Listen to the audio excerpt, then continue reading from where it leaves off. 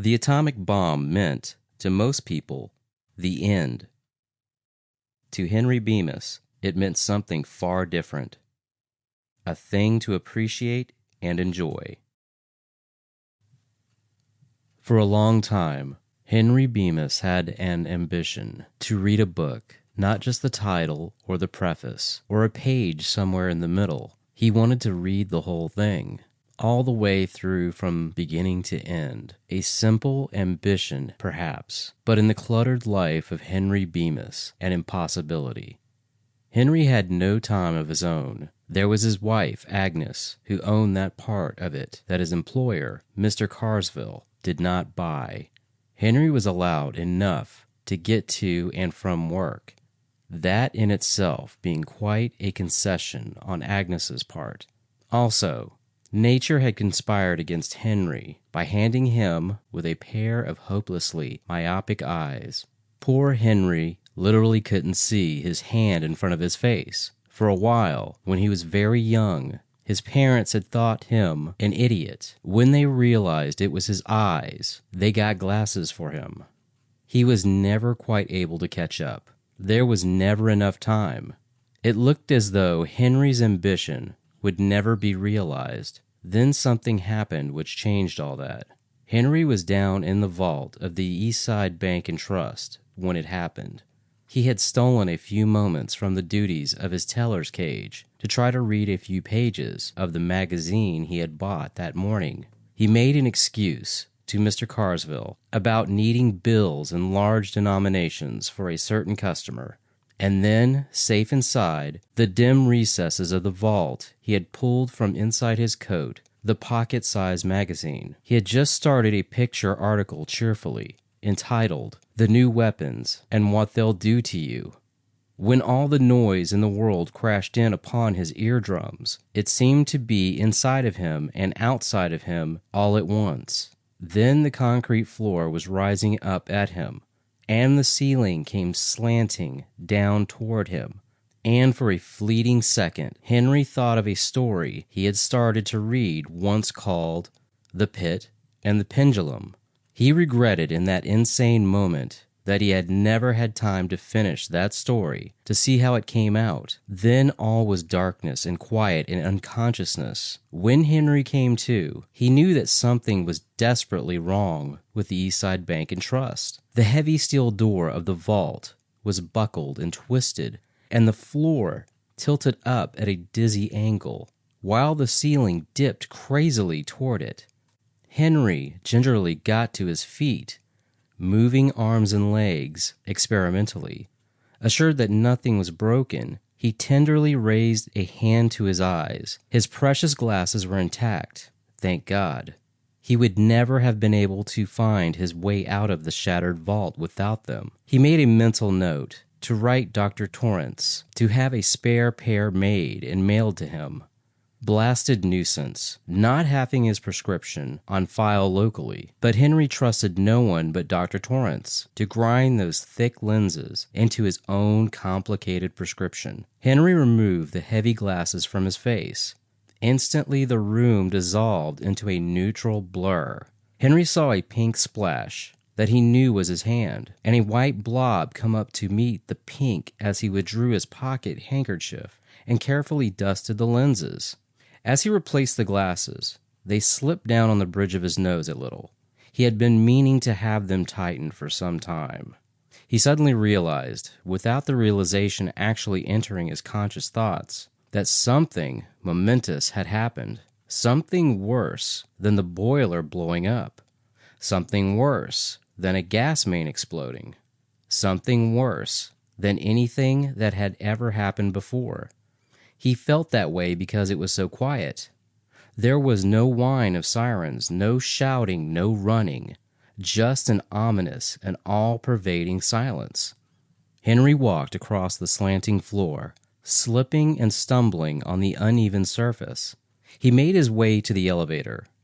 The car lay crumpled at the foot of the shaft like a discarded accordion. There was something inside of it that Henry could not look at. Something that had once been a person, or perhaps several people. It was impossible to tell now. Feeling sick, Henry staggered toward the stairway. The steps were still there, but so jumbled and piled back upon one another that it was more like climbing the side of a mountain than mounting a stairway. It was quiet in the huge chamber that had been the lobby of the bank. It looked strangely cheerful, with the sunlight shining through the girders.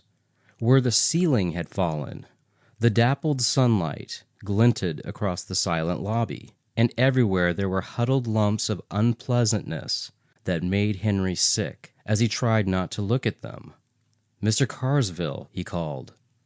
It was very quiet. Something had to be done, of course. This was terrible, right in the middle of a Monday, too. Mr. Carsville would know what to do. He called again, more loudly, and his voice cracked hoarsely. "Mr. Carsville." And then he saw an arm and shoulder extending out from under a huge fallen block of marble ceiling. In the buttonhole was the white carnation Mr. Carsville had worn to work that morning, and on the third finger of that hand was a massive signet ring, also belonging to Mr. Carsville. Numbly, Henry realized that the rest of Mr. Carsville was under that block of marble. Henry felt a pang of real sorrow. Mr. Carsville was gone, and so was the rest of the staff. Mr. Wilkinson, Mr. Emery, and Mr. Prithard, and the same with Pete and Ralph and Jenkins and Hunter and Pat the guard and Willie the doorman. There was no one to say what was to be done about Eastside Bank and Trust, except Henry Bemis. And Henry wasn't worried about the bank. There was something he wanted to do. He climbed carefully over piles of fallen masonry. Once he stepped down into something that crunched and squashed beneath his feet, and he set his teeth on edge to keep from retching. The street was not much different from the inside.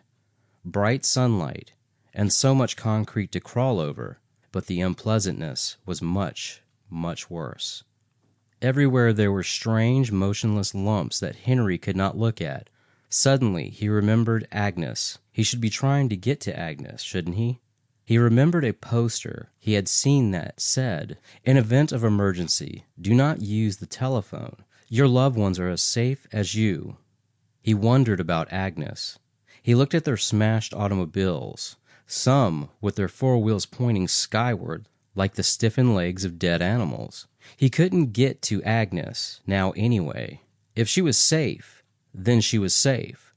Otherwise, of course, Henry knew Agnes wasn't safe. He had a feeling that there wasn't anyone safe for a long, long way.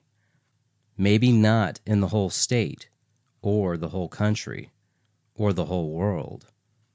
No, that was a thought Henry didn't want to think. He forced it from his mind and turned his thoughts back to Agnes. She had been a pretty good wife.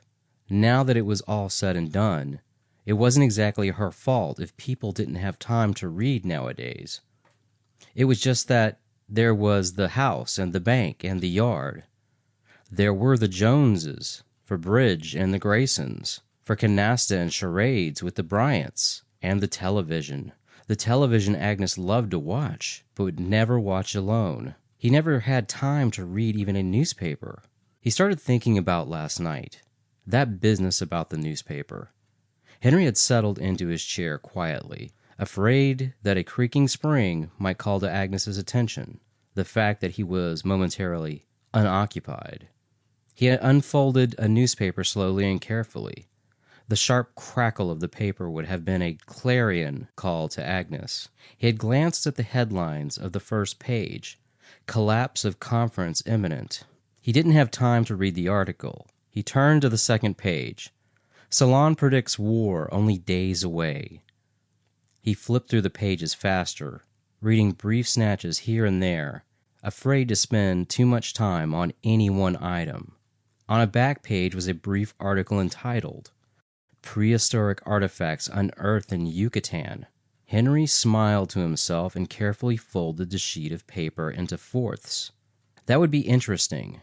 He would read all of it. Then it came, Agnes's voice. "Henry!" And then she was upon him.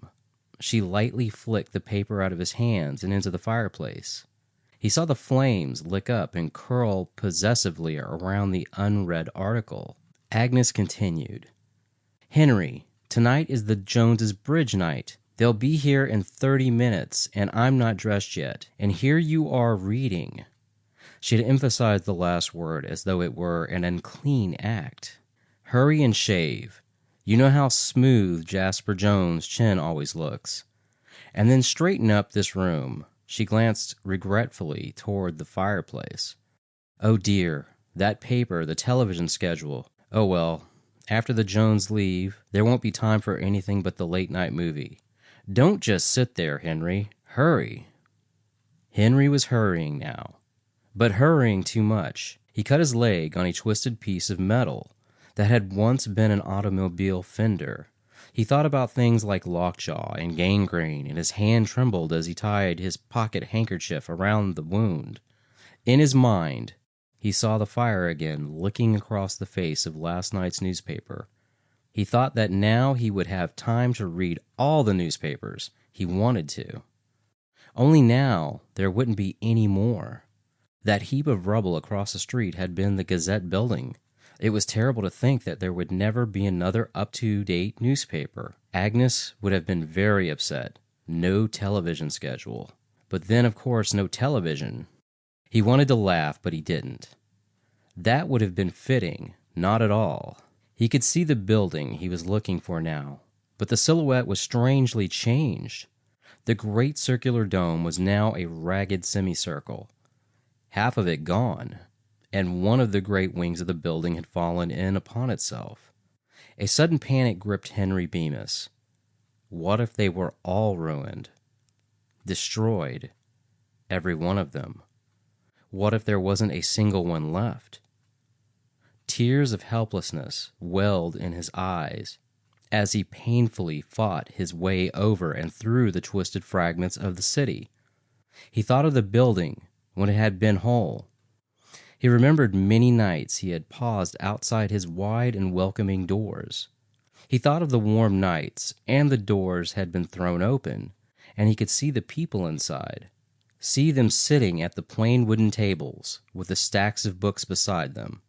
He used to think, then, what a wonderful thing a public library was, a place where anybody at all could go in and read. He had been tempted to enter many times. He had watched the people through the open doors. The man in the greasy work clothes who sat near the door, night after night, laboriously studying. A technical journal, perhaps, difficult for him, but promising a brighter future. There had been an aged, scholarly gentleman who sat on the other side of the door, leisurely paging, moving his lips a little as he did so. A man having little time left, but rich in time because he could do with it as he chose. Henry had never gone in.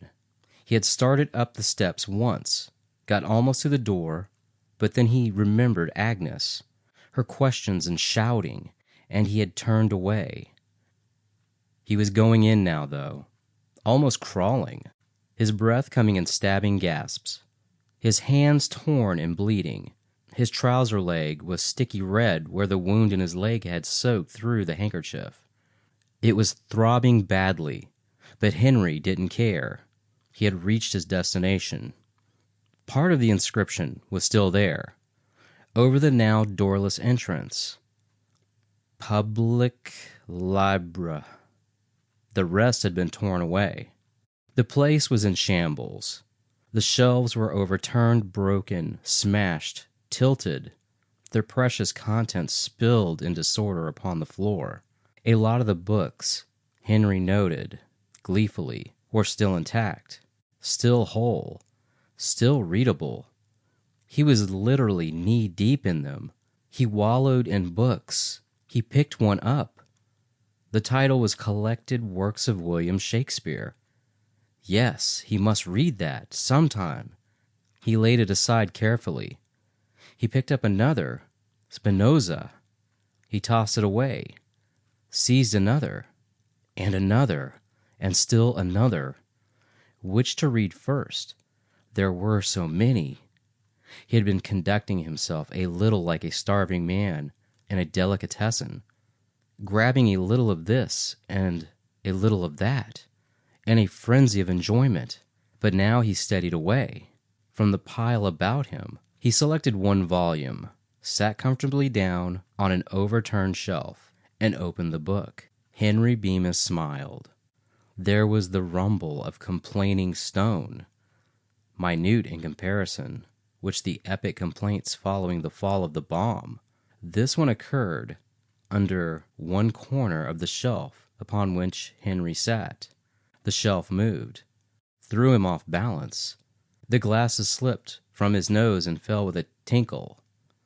He bent down, clawing blindly, and found, finally, their smashed remains. A minor indirect destruction stemming from the sudden, wholesale smashing of a city, but the only one that greatly interested Henry Bemis. He stared down at the blurred page before him. He began to cry.